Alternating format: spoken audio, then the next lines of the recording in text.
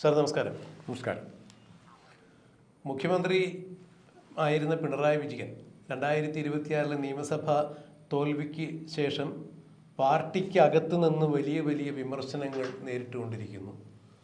പിണറായി വിജയൻ തന്നെയാണ് പാർട്ടിയുടെ ദയനീയമായ തോൽവിക്ക് ഇത്രത്തോളം ആഘാതമുണ്ടാക്കിയത് എന്നാണ് കാസർഗോഡ് മുതൽ പാറശാല വരെയുള്ള ഏരിയ കമ്മിറ്റികളിലും ജില്ലാ കമ്മിറ്റികളിലുമെല്ലാം ഉയർന്നു കേൾക്കുന്ന ആരോപണങ്ങൾ അതുതന്നെയാണ് വൻ പ്രതിഷേധമായി ഇരമ്പിക്കൊണ്ടിരിക്കുന്നത്. LDF അല്ലാതെ മറ്റാരുണ്ട് എന്ന ടാഗ് ലൈനോടുകൂടി കേരളത്തിൽ അങ്ങോളം ഇങ്ങോളം പിണറായി വിജയൻ്റെ കൂറ്റൻ ഫ്ലക്സുകളാണ് ഉയർത്തിയിരുന്നത്. ആ ഫ്ലക്സുകളിൽ പിണറായി വിജയൻ്റെ തല മാത്രമായിരുന്നു ഉണ്ടായിരുന്നത്. ഏകദേശം 2 ആനയുടെ വലിപ്പമുള്ള വലിയ തലയായിരുന്നു പിണറായി വിജയൻ്റെ അത്തരം കൂറ്റൻ ഫ്ലക്സുകളിൽ ഉണ്ടായിരുന്നത്. കോടിക്കണക്കിന് രൂപയാണ് അത്തരം ഫ്ലക്സുകൾ വയ്ക്കുവാൻ വേണ്ടി ചെലവഴിച്ചിരുന്നത്.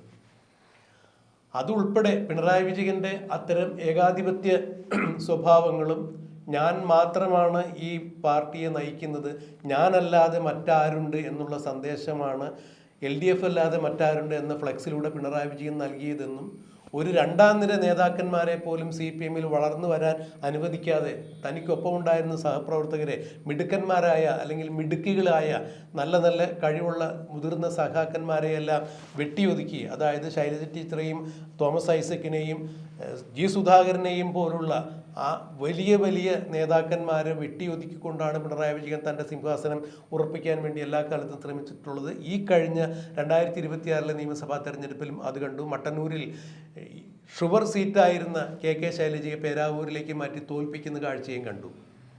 ഇവിടെ 2026 തെരഞ്ഞെടുപ്പിന് ശേഷം പാർട്ടിയിൽ വലിയ വലിയ പൊട്ടിത്തെറികളുണ്ടായിരിക്കുന്നു. പിണറായി വിജയൻ പ്രതിപക്ഷ നേതൃ സ്ഥാനം മാത്രമല്ല MLA സ്ഥാനം കൂടി രാജിവെക്കണം എന്നാണ് ഇന്നലെ പാറശാല ഏരിയ കമ്മിറ്റിയിൽ നിന്നും ഉയർന്നു വന്ന ആവശ്യം. ഈ പാറശാല ഏരിയ കമ്മിറ്റിക്ക് ഒരു പ്രത്യേകത ഉണ്ട്. അജയ്കുമാർ എന്ന് പറയുന്ന ആളാണ് അവിടുത്തെ സെക്രട്ടറി. അദ്ദേഹം ആണ് ഈ കാരണഭൂതൻ, ഇന്നീ കേരളം ഭരിക്കും കാരണഭൂതൻ എന്നൊക്കെ പറയുന്ന പിണറായി വിജയൻ്റെ തിരുവാതിര, മെഗാ തിരുവാതിരയൊക്കെ അദ്ദേഹമാണ് ആസൂത്രണം ചെയ്ത് അവതരിപ്പിച്ചതിൻ്റെ ചരട് പിടിച്ച് മുൻപന്തിയിൽ നിന്നത്. അങ്ങനെ പിണറായി വിജയനെ വാനോളം പൊക്കി ഉയർത്തിയ ആളുകൾ ഇപ്പോൾ പിണറായി വിജയനെ തട്ടി പടുപാതാളത്തിലേക്ക് ഇട്ടിരിക്കുന്നു എന്നുള്ള കാഴ്ച കൂടി ഇപ്പോൾ കാണുന്നു. ഇതിനിടയിൽ മറ്റൊരു പ്രതിഭാസം കൂടി CPM-ൽ ഉടലെടുക്കുന്നു.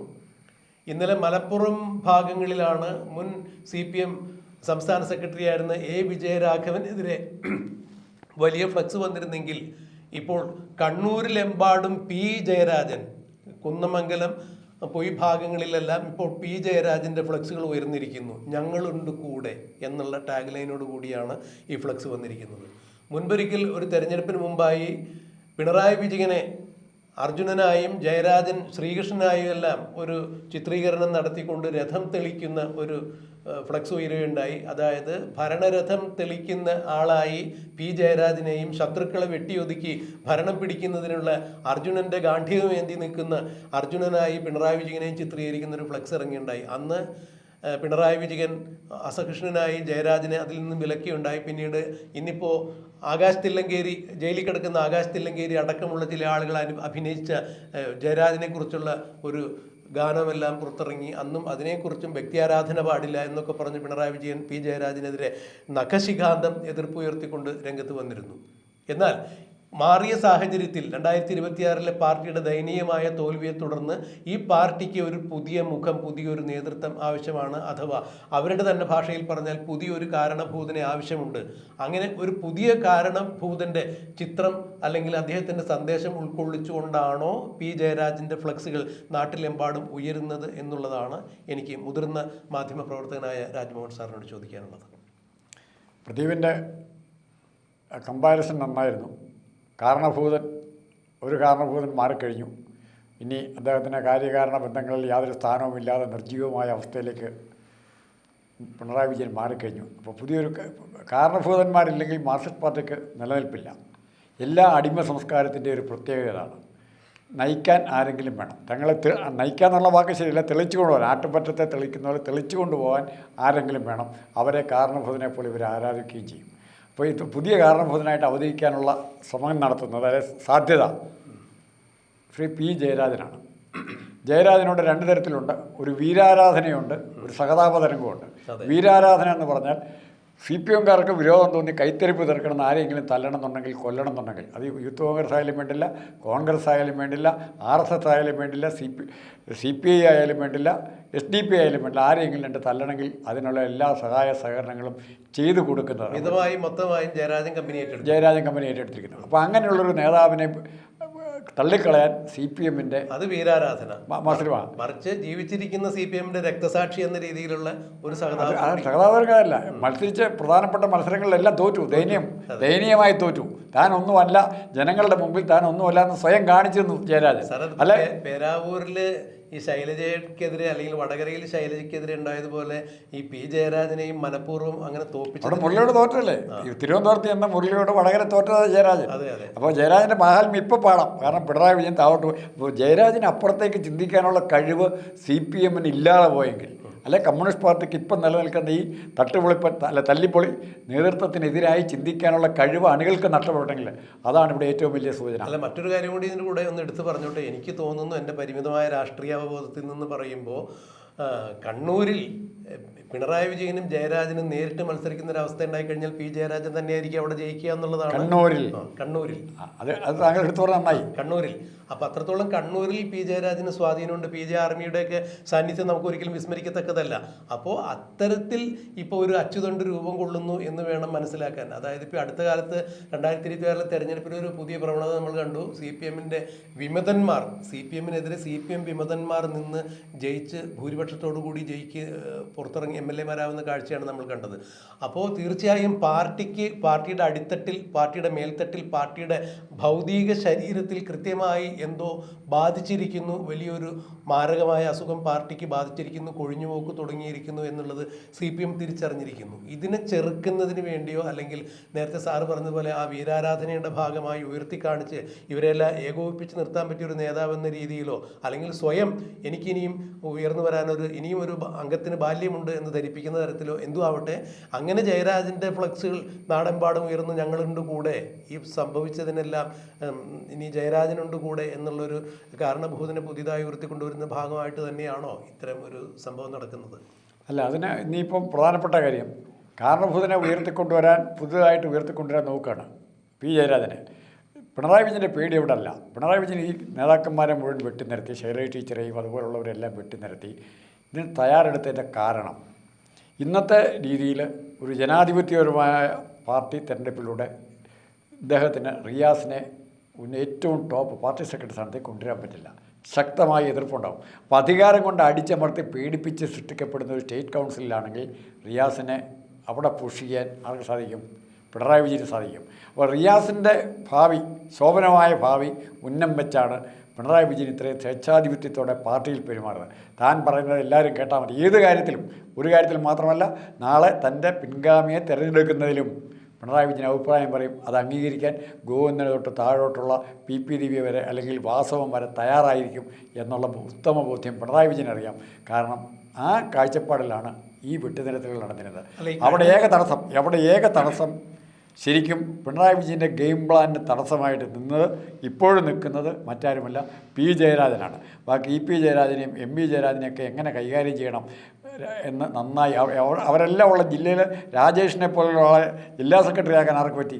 പിണറായിക്ക് പറ്റി. അപ്പോൾ നാളെ അത് റിയാസിലേക്ക് കൂടെ ആ ശക്തി പകരാൻ അവസരം ഉണ്ടാകും. പക്ഷേ ഇപ്പോൾ യാദൃശ്ചിക ജനങ്ങൾ അത് തിരിച്ചറിഞ്ഞ് തോൽപ്പിച്ചിരിക്കുകയാണ്. അല്ല സാർ, ഇപ്പോൾ ഈ സാർ പറഞ്ഞതുപോലെ ഇപ്പോൾ പിണറായിയുടെ ക്യാമ്പിൽ ഉണ്ടായെന്ന് പറഞ്ഞ വാസവൻ തന്നെ ഇന്നലെ പിണറായി തള്ളി പറഞ്ഞിരിക്കുന്നു. ഈ തോൽവിക്ക് കാരണം പിണറായി വിജയനാണെന്നുള്ളത് അസന്നിഗ്ധമായി വാസവൻ പറഞ്ഞു കഴിഞ്ഞു. അതുപോലെ ഇപ്പോൾ മറ്റുള്ള ആളുകളുടെ കാര്യങ്ങളൊക്കെ നോക്കുകയാണെന്നുണ്ടെങ്കിൽ തീർച്ചയായും ഏരിയ കമ്മിറ്റികൾ ഉൾപ്പെടെ പിണറായി വിജയൻ മാറണം. കണ്ണൂർ ജില്ലാ കമ്മിറ്റി തന്നെ പിരിച്ചുവിടണം എന്നാണ് പറയുന്നത്. കാരണം രക്തസാക്ഷി ഫണ്ടുമായിട്ടുള്ള വിനിമയത്തിൽ വി കുഞ്ഞികൃഷ്ണൻ ഇത്തരം കാര്യങ്ങൾ ചൂണ്ടിക്കാണിച്ചപ്പോൾ കുഞ്ഞികൃഷ്ണനെ പാർട്ടിയിൽ നിന്ന് പുറത്താക്കാനാണ് അവർ ശ്രമിച്ചത്. കുഞ്ഞികൃഷ്ണൻ പറയുന്ന പ്രശ്നം എന്താണെന്ന് മനസ്സിലാക്കാൻ ശ്രമിച്ചില്ല. അത് തന്നെയാണ് കണ്ണൂർ പോലെ പാർട്ടിയുടെ ചെങ്കോട്ട എന്ന് പറയുന്ന സ്ഥലത്ത് പാർട്ടി ഇടിഞ്ഞു പൊളിഞ്ഞു വീണു എന്ന് പറയുമ്പോൾ അത് മനസ്സിലാക്കാതെ കണ്ണൂരിൽ പാർട്ടിക്ക് എന്ത് സംഭവിക്കണമെന്ന് മനസ്സിലാക്കാൻ കഴിവില്ലാത്തൊരു ജില്ലാ സെക്രട്ടറി ഇനി അവിടെ വേണ്ട, കണ്ണൂർ ജില്ലാ കമ്മിറ്റി തന്നെ പിരിച്ചുവിടണം എന്ന് ജനങ്ങൾ പറയുമ്പോൾ പിണറായി വിജയൻ ഇനിയിപ്പോൾ ഏതൊക്കെ തരത്തിൽ പാർട്ടിയിൽ സമ്മർദ്ദം ചെലുത്തി സ്റ്റേറ്റ് കമ്മിറ്റിയിലൊക്കെ സമ്മർദ്ദം ചെലുത്തിയാലും റിയാസിനെ അവിടെ പ്രതിഷ്ഠിക്കുക സാധ്യമല്ല. കാരണം പോളിറ്റ് ബ്യൂറോവിലടക്കം പിണറായി വിജയൻ്റെ വോട്ട് കൂടി കൊണ്ട് തന്നെയാണ് പ്രതിപക്ഷ നേതാവായിട്ട് പിണറായി വിജയൻ അവിടെ ഇരിക്കുന്നത്. പോളിറ്റ് ബ്യൂറോയിലടക്കം പിണറായി വിജയനെതിരെ വോട്ട് രേഖപ്പെടുത്തി കഴിഞ്ഞിരിക്കുന്നു. അതായത് ഇവിടെ നിന്ന് കൊടുക്കുന്ന ലെവി കൊണ്ട് കഴിയുന്നതാണ് പോളിറ്റ് ബ്യൂറോ. വേറെ ഇന്ത്യയിൽ വേറെ ഏത് സംസ്ഥാനത്തിന് ഇതില്ലല്ലോ. അപ്പോൾ ഈ ഇവിടെ നിന്ന് കിട്ടിക്കൊണ്ടുവന്ന ലെവി കൊണ്ടാണ് പോളിറ്റ് ബ്യൂറോവിൻ്റെ മേധാവികൾ ജീവിച്ചിരുന്നത് എന്ന് പറയുമ്പോൾ അവർ പോലും തള്ളി പറഞ്ഞിരിക്കുന്നു പിണറായി വിജയൻ ഇനി വേണ്ട എന്ന് പറയുമ്പോൾ ഏതൊക്കെ സമിതിയിൽ എത്രത്തോളമൊക്കെ സ്വാധീനം ചെലുത്തിയാലും മുഹമ്മദ് റിയാസിനെ ഇനി പിണറായി വിജയൻ ഉദ്ദേശിക്കുന്ന തരത്തിലേക്ക് അവരോധിക്കാൻ പറ്റുമോ ഇല്ല എന്നുള്ളത് കണ്ടറിയേണ്ടത് തന്നെയാണ്. എന്തായാലും ഒരു കാര്യം ഉറപ്പാണ്, മുൻ മുഖ്യമന്ത്രി പിണറായി വിജയൻ എന്നുള്ളത് ഏറെക്കുറെ അപ്രസക്തനായി കഴിഞ്ഞു. പാർട്ടിയിൽ ഈ 3 വർഷം കൂടുമ്പോൾ പാർട്ടിയുടെ സംസ്ഥാന സമ്മേളനം നടക്കുക പതിവാണ്. അങ്ങനെയാണെങ്കിൽ ഇപ്പോൾ പോളിറ്റ് ബ്യൂറോവിൽ വരെ തൻ്റെ വ്യക്തിപരമായ വോട്ട് ഉപയോഗിച്ച് വരെ പ്രതിപക്ഷ നേതൃസ്ഥാനം നേടിയിരിക്കുന്ന പിണറായി വിജയൻ അടുത്ത CPM സംസ്ഥാന സമ്മേളനത്തോടു കൂടി ഒരുപക്ഷെ ചവിട്ടി പുറത്താക്കപ്പെടാനുള്ള സാധ്യത പോലും രാഷ്ട്രീയ നിരീക്ഷകർ ചൂണ്ടിക്കാണിക്കുന്നുണ്ട്. അതായത് പ്രതിപക്ഷ നേതൃസ്ഥാനം പോലും പിണറായി വിജയൻ്റെ കൈപ്പിടിയിൽ ഒതുങ്ങുന്ന ഒരു സ്ഥാനമല്ല എന്നുള്ള ഒരു രീതിയിലാണ് കാര്യങ്ങൾ മുന്നോട്ട് പോകുന്നത്. അവിടെയാണ് പി ജയരാജനെ ഞങ്ങളുണ്ട് കൂടെ എന്ന് പറഞ്ഞിട്ടുള്ള ഫ്ലക്സിൻ്റെ പ്രസക്തി എന്നാണ് ഞാൻ മനസ്സിലാക്കുന്നത്. അല്ല, നാളെ ഒരു കാര്യം അവർ തീരുമാനിച്ചോ, കുഞ്ഞുകൃഷ്ണന്മാരും TK ഗോവിന്ദന്മാരും കണ്ണൂർ ജില്ലയിൽ, കണ്ണൂർ, കോഴിക്കോട്, കാസർഗോഡ് ജില്ലകളിൽ ധാരാളം ഉണ്ടാകാൻ പോവുകയാണ്. കാരണം കമ്മ്യൂണിസ്റ്റ് പാർട്ടിയുടെ ശൗര്യവും വീര്യവും ക്രൂരതയും എല്ലാം ദൈന്യഭാവങ്ങളും സഹായങ്ങളും എല്ലാം നേരിട്ടറിഞ്ഞവരാണ് ആ ഭാഗത്തെ സഹാക്കൾ. തെക്കോട്ട് വരുന്നതോറും അത്രയുമില്ല, അത്രയും ക്രൂരമായുള്ള CPM നേതൃത്വമില്ല. അവരുടെ പീഡനങ്ങൾ അനുഭവിച്ച ജനങ്ങളും കുറവാണ്. ആലപ്പുഴയിലെ 2-3 സമരങ്ങളും അല്ലെ ജനരക്ഷാ യാത്രയിലുണ്ടായ അപശകനങ്ങൾ ഒഴിച്ച്. പക്ഷേ കണ്ണൂർ അങ്ങനെയല്ല സ്ഥിതി. ഇത് കണ്ട് രാവിലെ മുതൽ വൈകുന്നേരം വരെ കണ്ടു വളരുന്നവരാണ് അവിടുത്തെ കൊച്ചു കുട്ടികൾ വരെ. അല്ല, രാഷ്ട്രീയ എതിരാളികളെ വെട്ടി ഒതുക്കുന്ന ഒരു പാരമ്പര്യം ഈ ആലപ്പുഴ ജില്ലയ്ക്കൊന്നുമില്ല, CPM-നില്ല. അവിടെ അത് നമ്മൾ കണ്ടിരിക്കുന്നത് കണ്ണൂർ തന്നെയാണ്. അതായത് രാഷ്ട്രീയ എതിരാളികളെ രാഷ്ട്രീയം കൊണ്ട് നേരാൻ, ആദർശം കൊണ്ട് നേരിടാൻ സാധിക്കാതെ അവരെ ബൗദ്ധികമായി തന്നെ ശാരീരികമായി ഇല്ലായ്മ ചെയ്യുന്ന ഒരു രീതിയിലേക്ക് ഉന്മൂലന രാഷ്ട്രീയത്തിൻ്റെ വക്താക്കളായി കണ്ണൂരിലെ ഇടതുപക്ഷക്കാർ മാറുന്ന കാഴ്ചയാണ് കാണുന്നത്. അത് ഒരു കാരണവശാലും കണ്ണൂരിലെ ജനങ്ങളും അടുത്തു എന്ന് വേണം മനസ്സിലാക്കാൻ. ഇപ്പോൾ വി കുഞ്ഞികൃഷ്ണനും അതുപോലെ TK ഗോവിന്ദനും ഉൾപ്പെടുന്ന അവർ പരസ്യമായി തന്നെ പാർട്ടിയുടെ നയവൈകല്യങ്ങൾ ചൂണ്ടിക്കാണിച്ച് പുറത്തു വന്നിരിക്കുന്നു. ഇവരോടൊപ്പം അനേകം കുഞ്ഞികൃഷ്ണന്മാരും TK ഗോവിന്ദന്മാരും G സുധാകരന്മാരും ഉണ്ടാകും. പാർട്ടിക്ക് പുതിയൊരു അച്ചുതണ്ടുണ്ടാവും, പാർട്ടി മറ്റൊരു രൂപത്തിലേക്ക് മാറും എന്നൊക്കെയാണ് പല രാഷ്ട്രീയ നിരീക്ഷകരും ചൂണ്ടിക്കാണിക്കുന്നത്. എന്തായാലും അങ്ങനെ സംഭവിക്കുകയാണെങ്കിൽ പോലും അവിടെയും പിണറായി വിജയൻ ഉണ്ടാകില്ല എന്നുള്ള കൃത്യമായ സൂചനകൾ തന്നെയാണ് നമുക്ക് ലഭിക്കുന്നത്. പ്രദീപ് ഒന്നുകൂടെ ഒരു കാര്യം കൂടെ വിശദീകരിച്ചോട്ടെ. ഈ CPM മനുഷ്യ ശരീരത്തിൽ ഏറ്റവും വെറുക്കുന്ന അവയവം, ഭയത്തോടെ കാണുന്ന അവയവം മനുഷ്യൻ്റെ തലച്ചോറാണ്. തലച്ചോറില്ലാത്തവരാണ് അവർക്ക് വേണ്ടത്. ഈ പിണറായി വിജയൻ്റെ അനുകൂലികൾ തല തല്ലി പൊട്ടിക്കുന്നത് മനഃപൂർവ്വമാണ്. തലച്ചോറെടുത്ത് കളയാനാണ്. തലച്ചോറിന് അത്രമാത്രം ഭയപ്പെടുന്നു, വെറുക്കുന്നു. ചിന്തിക്കുന്ന ആളുകൾ വേണ്ട, ചിന്തിക്കുന്ന ആൾ വേണ്ട. അത് അവരുടെ ഒരു സ്വഭാവമായിപ്പോയി, ജനറ്റിക് സ്വഭാവമായിപ്പോയി. മുമ്പേ പോയവൻ എങ്ങനെ ചൊല്ലി അങ്ങനെ തന്നെ അങ്ങനെയുള്ള അണികളെയാണ് വേണ്ടത്. അത്തരം അണികളുണ്ടെങ്കിൽ മാത്രമേ പിണറായി വിജയന് മുമ്പോട്ട് പോകാൻ പറ്റുള്ളൂ. പക്ഷേ അതിനേക്കാൾ പ്രകൃതിയും ആരോഗ്യവും നാച്ചുറലായിട്ട് നടക്കുന്ന സംഭവവികാസങ്ങളും പിണറായി വിജയനെ ഇപ്പം തന്നെ ദുർബലനാക്കിയിരിക്കുന്നു.